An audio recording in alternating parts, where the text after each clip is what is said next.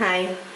இன்னைக்கு பூரி சப்பாத்திக்கு சாப்பிட்ற மாதிரி ஒரு உருளைக்கிழங்கு சன்னா மசாலா செய்கிறது எப்படின்னு பார்க்கலாம். இதுக்கு தேவையான இன்க்ரீடியன்ட்ஸு 3 பெரிய வெங்காயம் கட் பண்ணி வச்சுருக்கேன், 5 பெங்களூர் தக்காளி கட் பண்ணி வச்சுருக்கேன், ஒரு 2 இல்லைன்னா 3 உருளைக்கிழங்கு வேக வச்சு எடுத்துக்கோங்க. சன்னா ஒரு பெரிய கப் நிறையா ஓவர் நைட் சோக் பண்ணி உப்பு போட்டு வேக வச்சு வச்சுருக்கேன். குக்கரில் ஒரு 4 விசில் விட்டு. இஞ்சி பூண்டு பேஸ்ட் 2 ஸ்பூனு. பொடி இதுக்கு வந்து வரமிளகாத்தூள், கொத்தமல்லி தூள், மஞ்சள் பொடி, கரம் மசாலா பொடி. தாளிக்கிறதுக்கு எண்ணெய், பிரியாணி இலை 1, சீரகம் 1 ஸ்பூனு. இந்த வெங்காயத்தை வெங்காயமும் தக்காளியும் பேஸ்ட் பண்ணணும். இது வணக்கிட்டு பேஸ்ட் பண்ணால் ஈஸியாக முடிஞ்சிடும், அதனால் வணக்கிட்டு பேஸ்ட் பண்ணுறேன். லாஸ்ட்டாக போடுறதுக்கு லெமன் வச்சுருக்கேன். இப்போ இதை வணக்கிட்டு பேஸ்ட் பண்ணிடலாம். சும்மா ஒரு 2 ஸ்பூன் மட்டும் எண்ணெய் போட்டுக்கோங்க. இதில் இந்த 3 வெங்காயத்தை பச்சையை கூட அரைச்சி பேஸ்ட் பண்ணலாம். அதுக்கப்புறம் பேஸ்ட்டை ரொம்ப நேரம் போட்டு வதக்கிட்டு இருக்கணும். அதனால இது வதக்கிட்டு ஆற வச்சுட்டு பேஸ்ட் பண்ணிவிட்டு ஈஸியாக முடிஞ்சிடும். இது ஒரு 2 நிமிஷம் ஆகும் வதங்கிறதுக்கு. வதங்கினதுக்கப்புறம் காமிக்கிறேன்.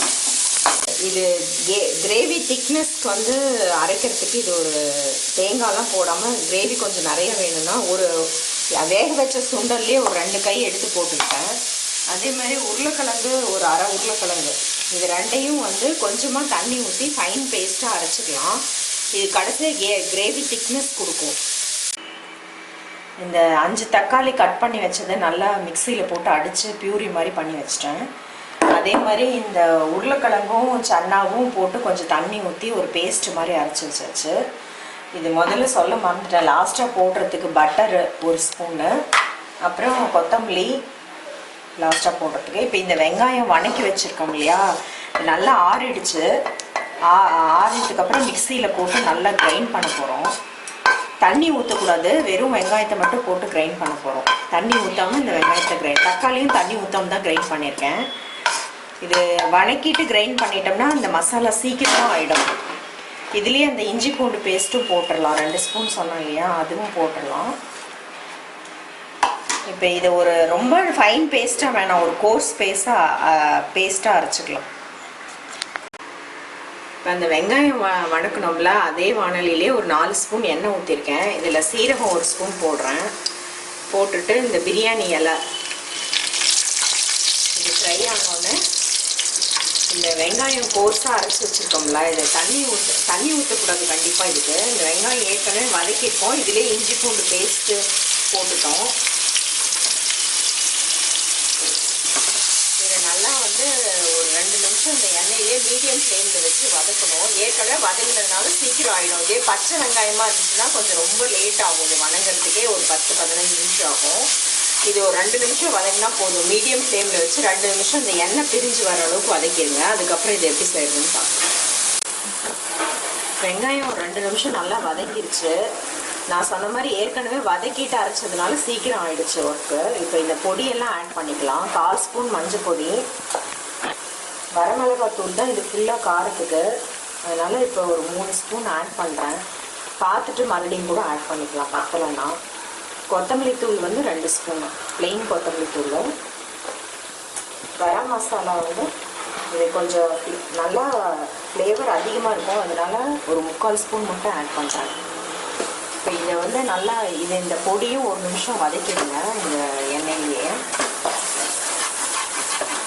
இந்த வெங்காயம் தக்காளி பேஸ்ட் பண்ணி அரைச்ச குழம்பு எல்லாமே இந்த ரெஸ்டாரண்ட் ஸ்டைல் கிரேவி மாதிரி வந்துடும். அந்த இதை வச்சு இதுதான் பேஸு. இதை வச்சுட்டு நம்ம வந்து பன்னீர் வச்சும் பன்னீர் பட்டர் மசாலா செய்யலாம், சிக்கன் வச்சும் செய்யலாம், க்ரீன் பீஸ் வச்சு க்ரீன் பீஸ் உருளைக்கிழங்கு வச்சும் பீஸ் மசாலாவும் செய்யலாம். இது பேசிக் தான் இந்த குழம்புக்கு. இந்த இது பொடி வதங்கினோடனே இந்த தக்காளி ஒரு 5 தக்காளி பெங்களூர் தக்காளி அதை மிக்சியில் அரைச்சி அப்படியே வச்சுருக்கேன், அதையும் இதில் ஆட் பண்ணிட்டேன். இப்போ இது நல்லா கொதிக்கணும் கொஞ்சம் நேரம். தேவையான அளவு சால்ட் இப்போ ஆட் பண்ணிக்கலாம். சுண்டலில் கொஞ்சம் சால்ட் போட்டு வேக வச்சுருக்கேன். இந்த கிரேவிக்கு தேவையான சால்ட் ஆட் பண்ணுறேன்.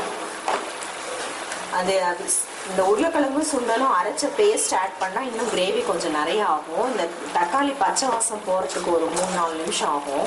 அது போனதுக்கப்புறம் எப்படின்னு பார்க்கலாம். இப்போ இது ஒரு 3 நிமிஷம் நல்லா வதங்கிடுச்சு. இது வரைக்கும் தண்ணியே ஊற்றலை. வெங்காயம் அரைச்ச வெங்காயம் இஞ்சி பூண்டு வதக்கிட்டு பொடி வதக்கிட்டு அப்புறம் தக்காளி பியூரி போட்டு வதக்கியாச்சு.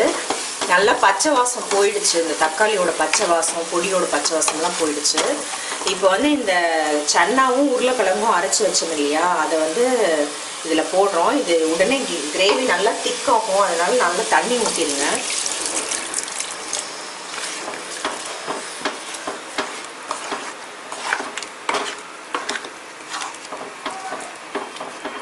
இந்த டைம் நீங்கள் உப்பு காரம் செக் பண்ணி பார்த்துருங்க. ஏன்னா கிரேவி இப்போ கொஞ்சம் அதிகமாகும். இப்போ பத்தலைன்னா மறுபடியும் கூட போட்டுக்கலாம். அதுக்கு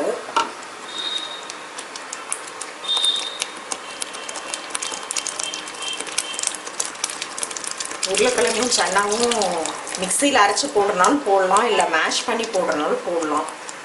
கிரேவி நிறையா ஆகும். இது நிறையா கிரேவி ஆகும். ஏன்னா இது வெறும் வெங்காயம் தக்காளி மட்டும் வச்சோம்னா 2 பேர் சாப்பிட்ற அளவுக்கு தான் இருக்கும். இது ஒரு 6 பேர் சாப்பிட்ற அளவுக்கு பாருங்கள். கிரேவி டக்குன்னு எவ்வளோ கிரேவி ஆகிடுச்சு. இன்னும் கொதிக்கும் போது இன்னும் திக்காகும், தண்ணி தேவைப்படும். இப்போ வந்து இந்த சன்னாவை ஆட் பண்ணிக்கலாம். வேக வச்சு உப்பு போட்டு வேக வச்சுருக்கேன். நைட்டு சோக் பண்ணி வச்சுட்டு காலையில் குக்கரில் உப்பு போட்டு ஒரு 5-6 விசில் விட்டால் வெந்து போயிடும் இந்த சன்னா. கண்டிப்பாக நைட் சோக் பண்ணணும். ஓவர் நைட் ஒரு 8 மணி நேரம் சோக் பண்ணணும். அப்புறம் இந்த பொட்டேட்டோ பாயில் பண்ணி வச்சது அதுவும் ஆட் பண்ணுறேன். அதை கையிலே அப்படியே சும்மா சின்ன சின்ன பீசஸாக பண்ணி போடுறேன்.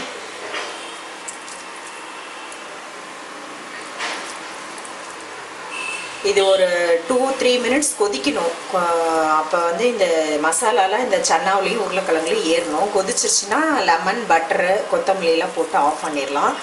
இதெல்லாம் போட்டதுக்கப்புறம் கிரேவி நிறையா ஆகிடுச்சு. இப்போ உப்பு காரம் வரமிளகாத்தூள் பத்தலைன்னா செக் பண்ணி பார்த்துட்டு இந்த டைமில் நீங்கள் ஆட் பண்ணிக்கலாம்.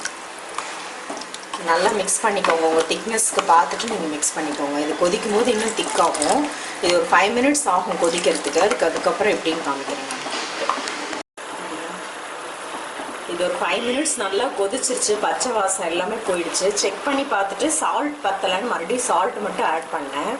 இந்த சன்னாவும் உருளைக்கிழங்கும் அரைச்சி போட்டதுனால தான் இவ்வளோ கிரேவி வந்திருக்கு. இல்லைன்னா அந்த வெறும் 3 வெங்காயம் ஒரு 4-5 தக்காளி மட்டும்தான் போட்டிருக்கோம்.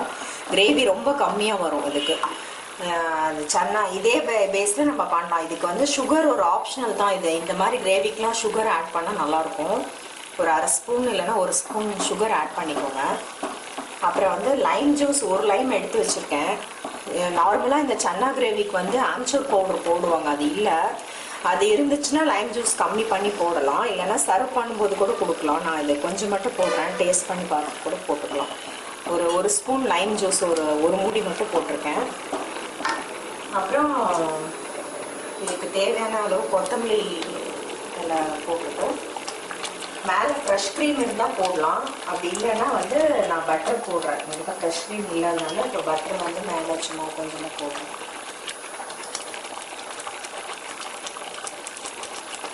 அவ்வளோதான். இந்த கிரேவி ரெடி ஆயிடுச்சு. ரெஸ்டாரண்ட் ஸ்டைல் கிரேவி வீட்டில் இருக்க இன்க்ரீடியன்ட்ஸ் வச்சு இந்த பேஸ் வச்சு piece masala, paneer masala, mushroom masala, chicken masala எல்லாமே செய்யலாம்.